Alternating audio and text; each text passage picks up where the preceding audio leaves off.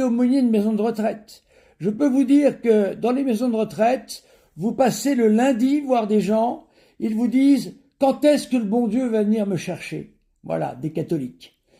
Et vous allez les voir le lundi suivant, ah, ma famille est venue, j'ai vu mes petits-enfants, c'est formidable, plus question de vouloir mourir. Alors, il paraît qu'il y a un délai de 2 jours.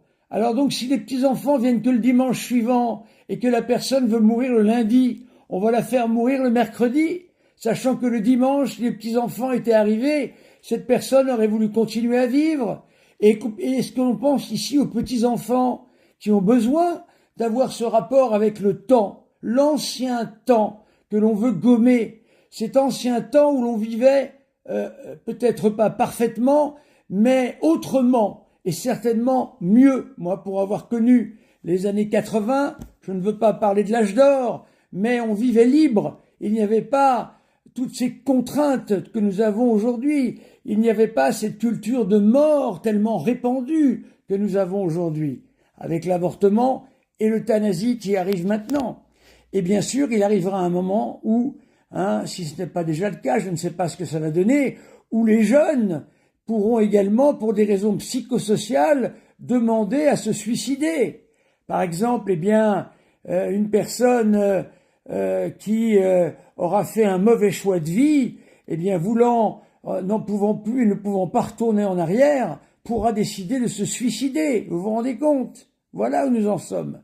Alors mes amis, il faut en parler, parce que nous avons ici le devoir impérieux d'en parler, et il faut rappeler surtout que pour nous, catholiques, si l'on se suicide, on part en enfer, car le suicide est un péché mortel, c'est-à-dire qu'il coupe cette union que nous avons avec Dieu, et nous ne pouvons pas rattraper cela une fois que nous passons devant le jugement particulier.